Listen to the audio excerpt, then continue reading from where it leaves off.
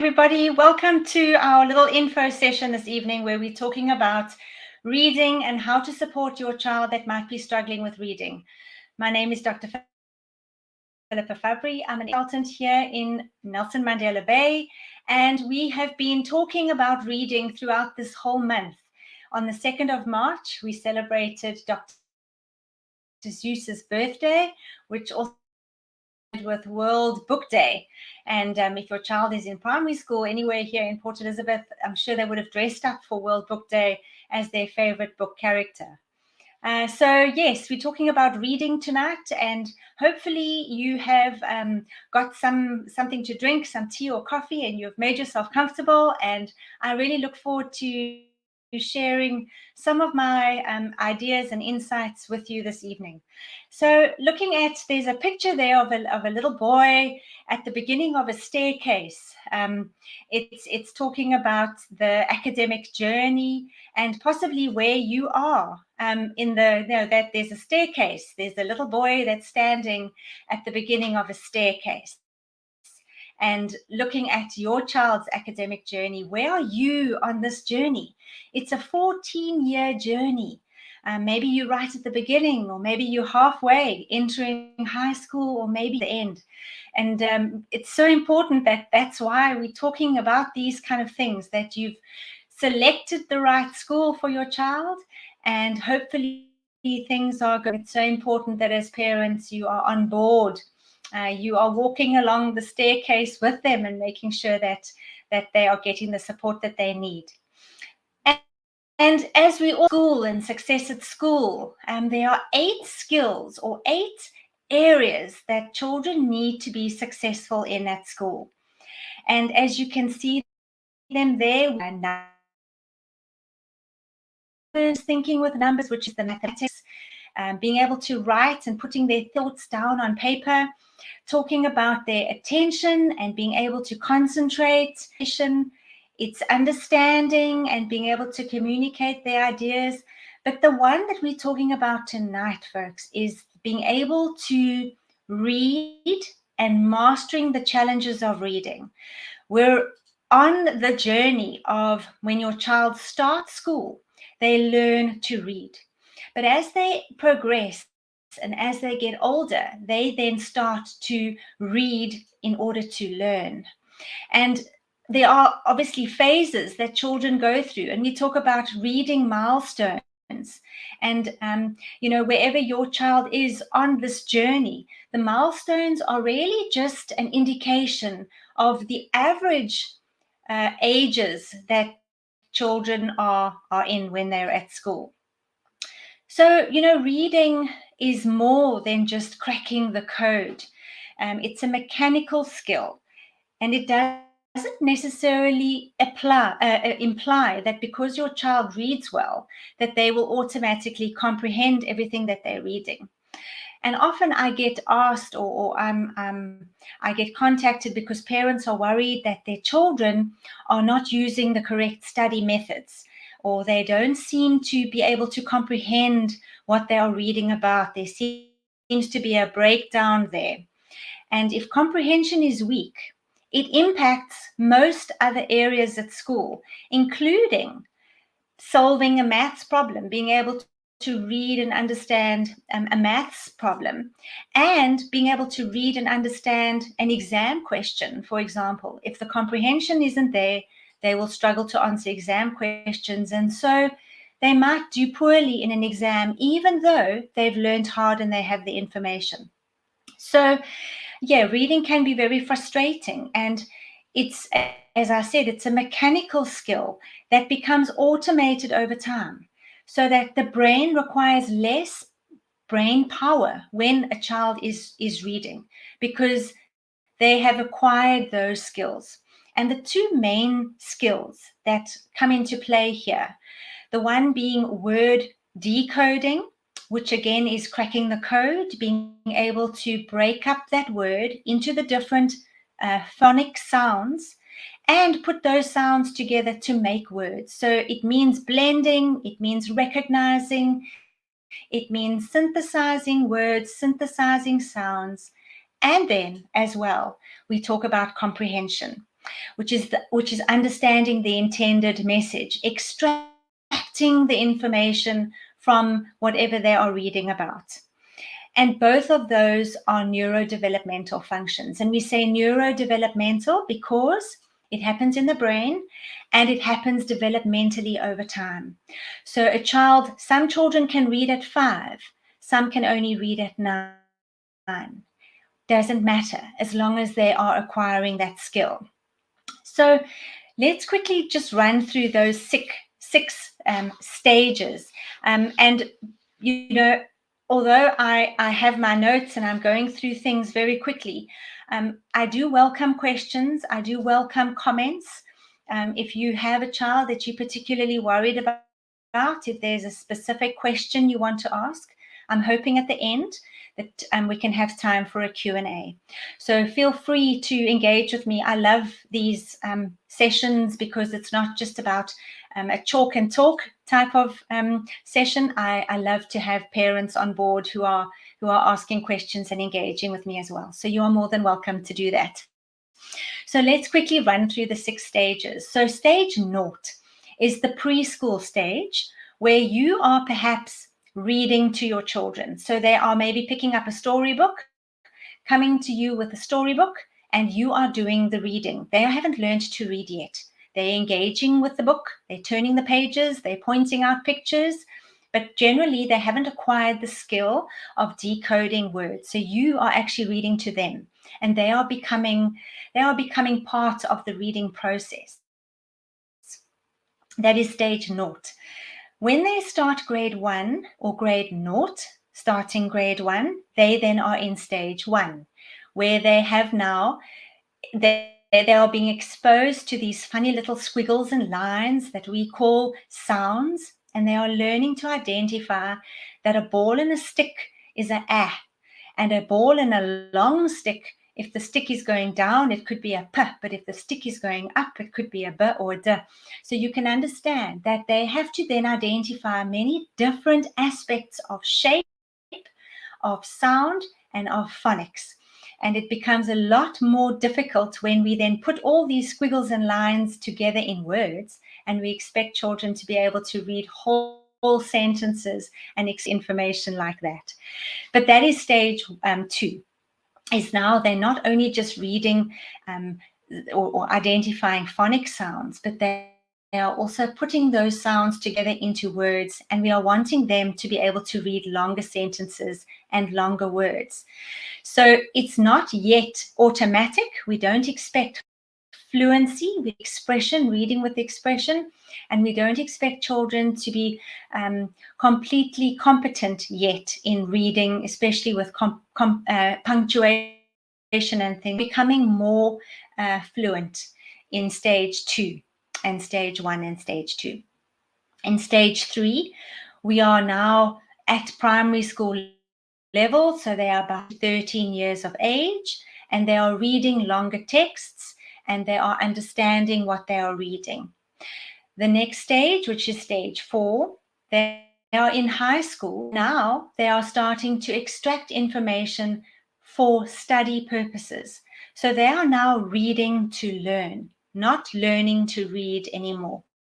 They read, and that is where they will then choose a particular study method or way of studying that suits how they learn best.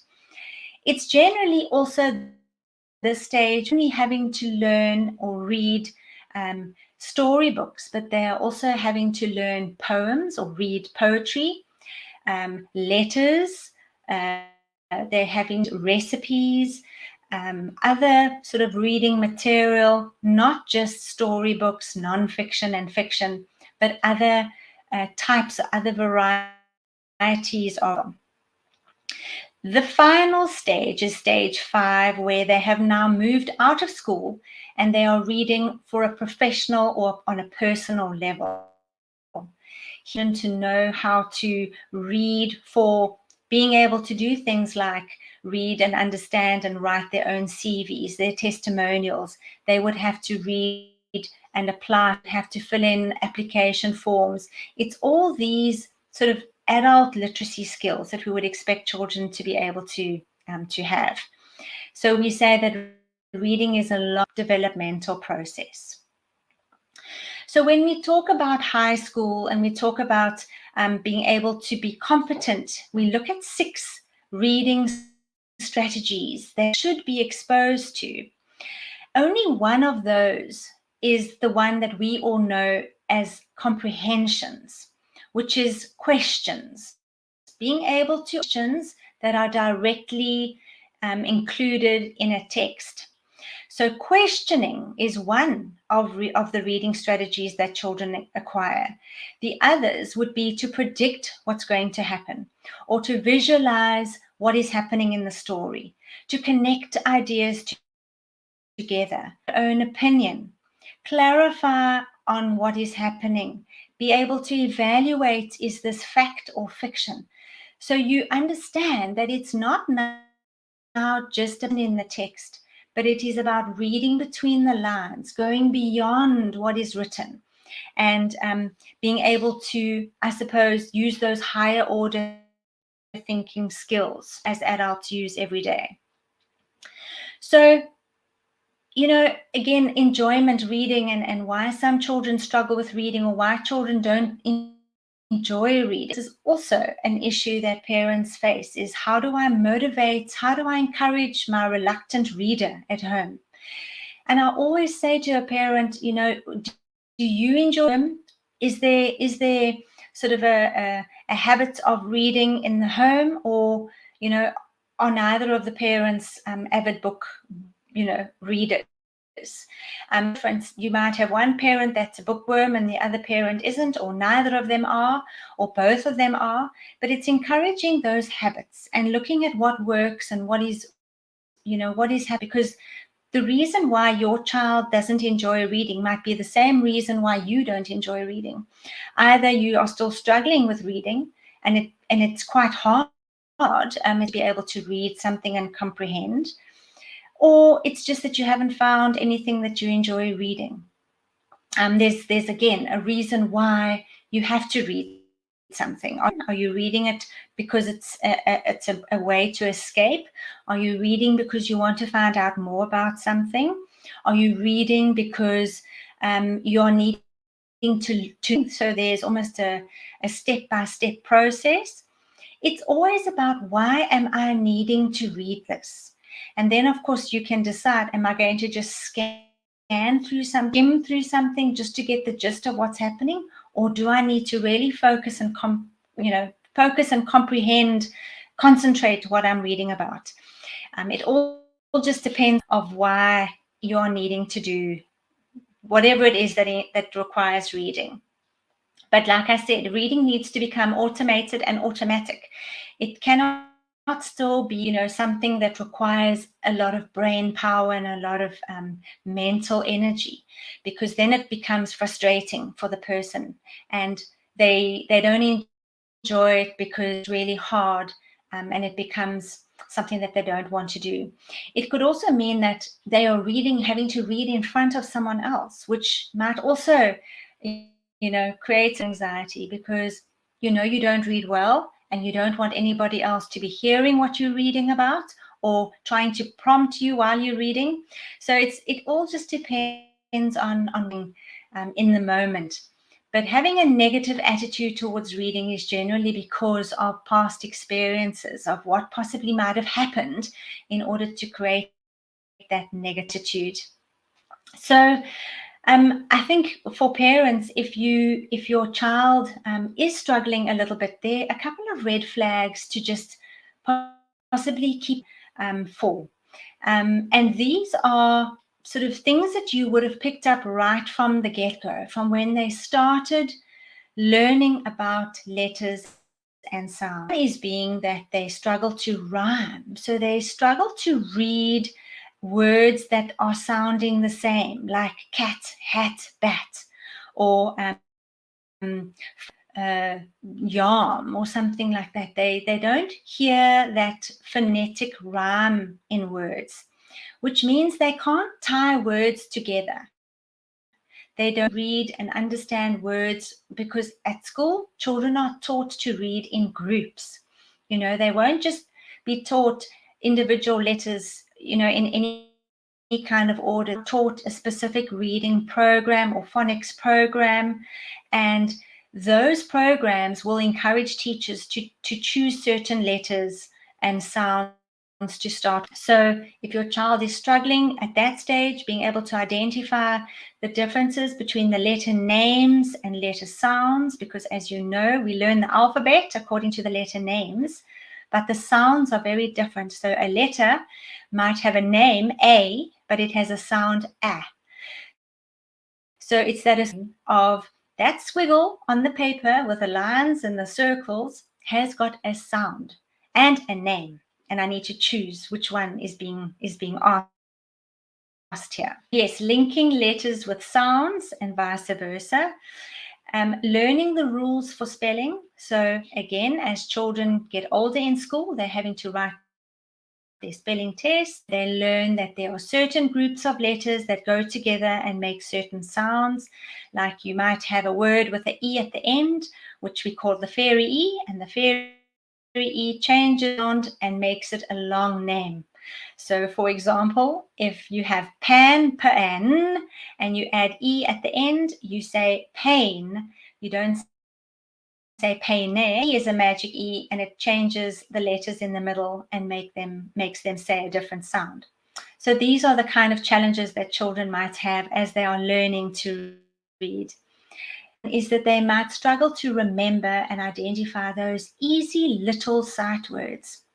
Those are the words that kids cannot sound out because they need to just be right. So things like said, the, of, for example, they are the sight words. Children need to just know those. As soon as you recognize those letters that they're in, you need to know that that says said, or whatever the word is. And some children do struggle to recall those letter sequences. The slow word-by-word readers, they are the ones who have great difficulty with fluency. And because they have difficulty with fluency, they don't have great comprehension. Sort of attacking words one at a time. They don't manage to read a whole sentence fluently. They will read word by word by word by word by word. And by the end of that sentence, and they say the last word, they've forgotten the beginning of the sentence. So their listening ability while they are reading will be able to understand and process what they are reading about. And then obviously your reluctant reader, those children who don't enjoy having to read for fun, or when you ask them to come and sit with you and read, of every excuse under the sun to not have to come and do that. And it's because either they don't enjoy what they're reading about, so there's a topic that they just are not interested in. Mechanical skill of reading is just too difficult for them, and it takes too much effort. They are just too tired. They don't feel like having to perform in front of you and read too much, or what you might do, or how you will correct them, rather not to do that. So yes, if there is, if you do have a child now who a teacher might have called you in and said she's worried about, or he's worried about your child's reading ability or comprehension or whatever it is, and you'll contact, I don't know what to do, my child needs to be assessed. So again, there are various assessments that children have to sometimes undergo. They might have to go and see a therapist, they might have to go and see a speech therapist, they might have to go and see a psychologist. But when it comes to reading and spelling and the sort of school subjects, those related to poor performance at school academically is an academic assessment, which is done by a reading specialist or a remedial therapist. And somebody like myself will do a full reading or a full academic assessment that looks at their fluency, their spelling, their decomprehension, phonological processing, and their written work. And we do this assessment because we now want to establish what are their academic age and their chronological age. Perhaps there are big gaps, there are developmental gaps between reading ability and cognitive ability. what they should, what they are currently doing.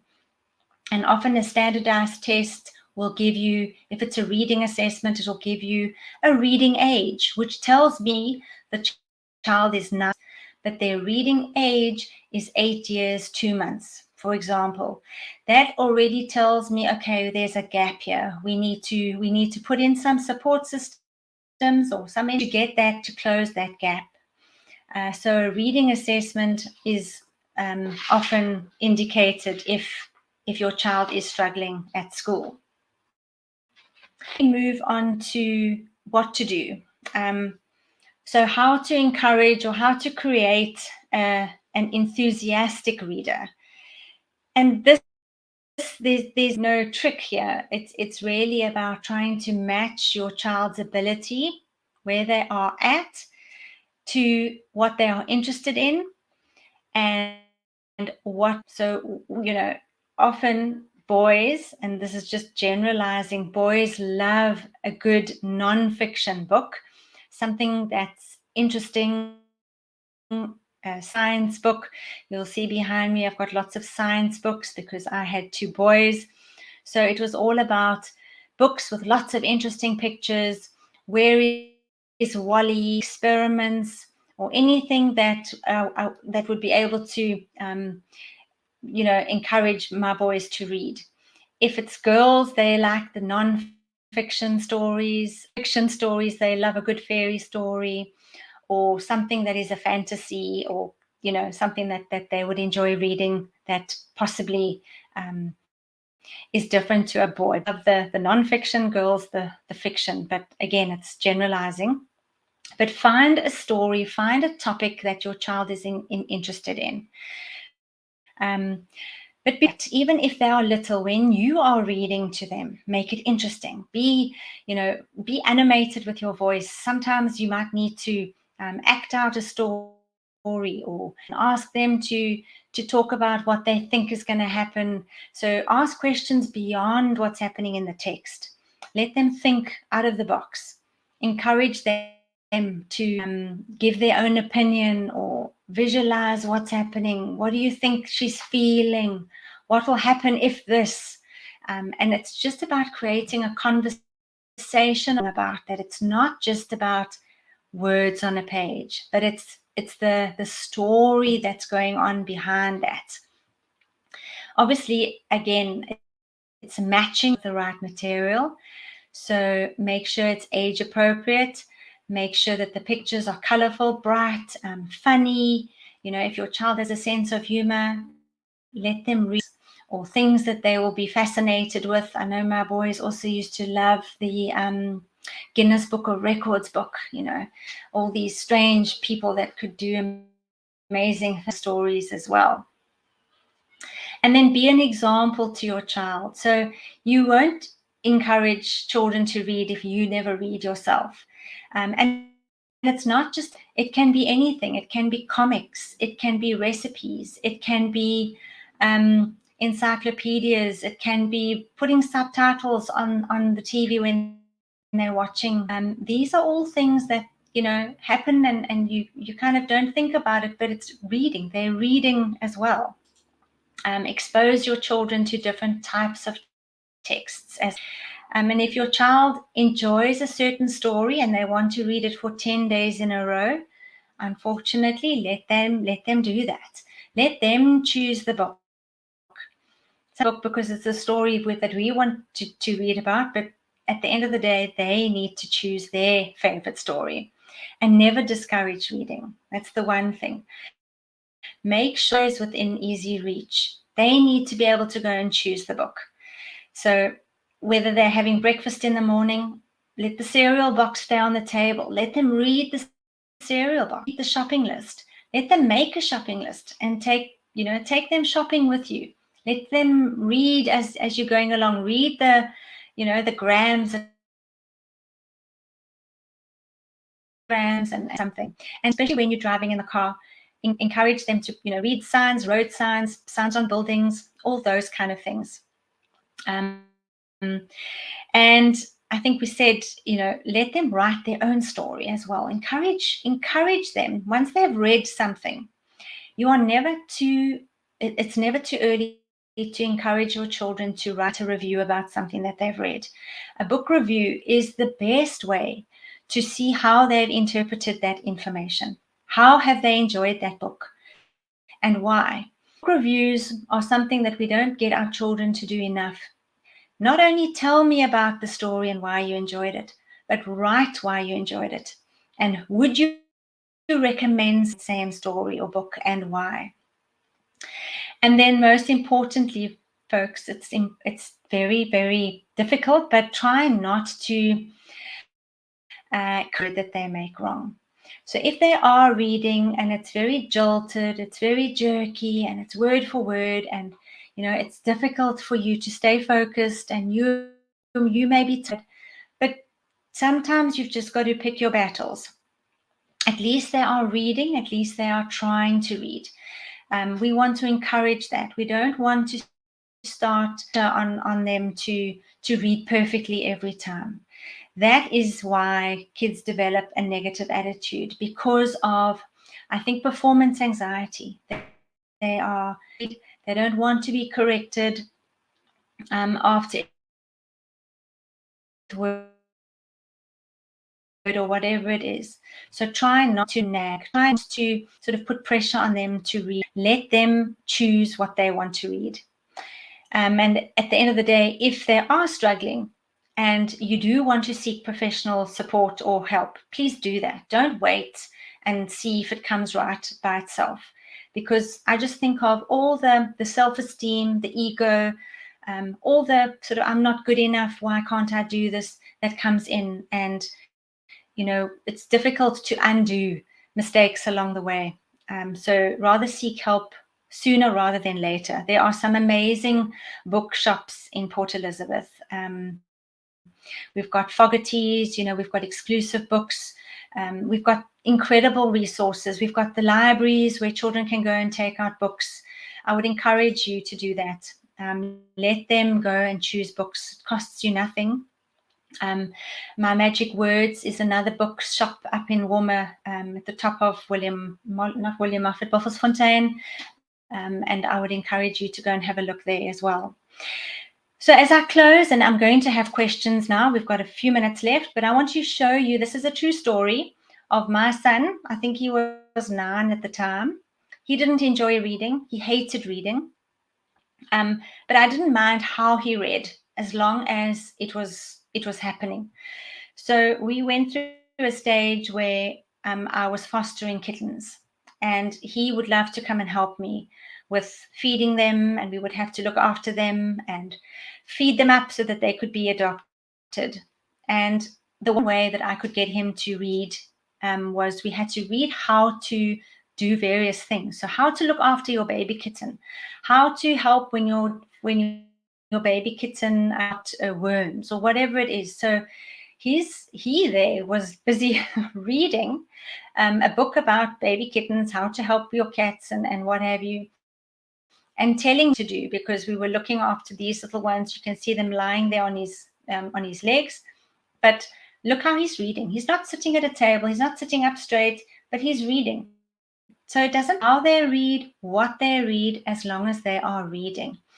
What he did after this was he had to write and give me the instructions on how we had to now administer the medication or out the food or whatever it is. I remember with these little ones, we were feeding with bottles, and we had to give them food every number of hours. So he had to read that up to, set alarms and things like that. But because it was interesting to him and because he was engaged and invested, he went on and did it. And what was important there, he had to write a story again about something, and he chose about the kittens that he was fostering. We used that same story for his oral presentation. He had to do an oral about, and we used the same story for an Afrikaans oral. And, we just repurposed the information. We just used the same story and we just presented it in different. There's a tip for you. If ever you are struggling with Afrikaans, get them to do something in English first, let them do it properly, and then just, translate it into Afrikaans work that they've now become familiar with for their second language if they are struggling with Afrikaans. So folks, the last thing I wanted to tell you about dyslexia checklist that you can get hold of me and request for doing it with your children or for your child. There's a primary school, and there's one for high school children. It's a screening for dyslexia, so it won't give you a diagnosis. It's not a formal diagnosis, but it can give an indication of whether your child is on a dyslexia sort of spectrum. And if there is, if you are thinking that dyslexia, it does run in families, so it is genetically based. You might want to have a look at a screening, do a screening, and then contact us for post-assessment, or we can refer you to somebody else who can help with that. So you can get hold of me either DM or info@educationservices.co.za. If you want me to send you the link, you can click on the link and do the online checklist for your child. So that's it. It's 30 minutes. And if there are any questions, this is the time now for those of you who want to stick around, and we can have some Q&A. I can put my... Oh, I did want to show one thing. I forgot to show you.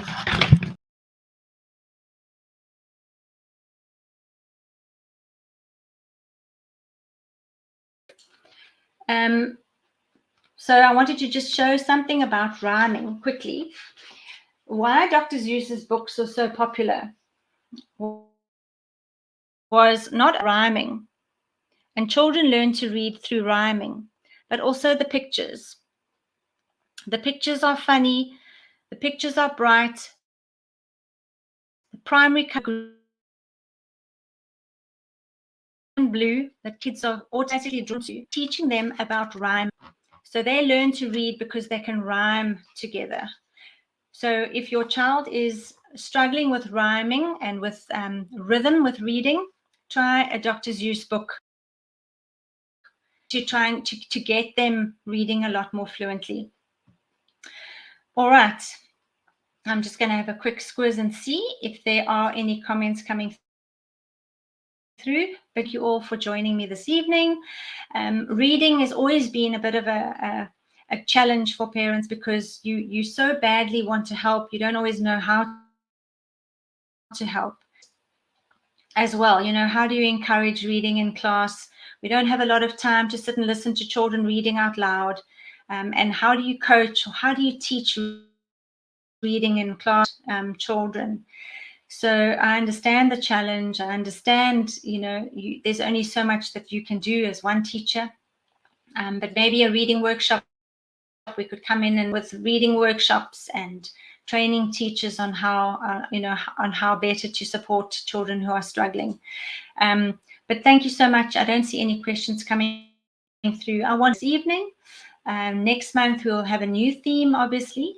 And any questions or anything you'd like to ask me, you are welcome to email info@educationservices and with your answer. And if I don't know, I will certainly look it up and research it for you.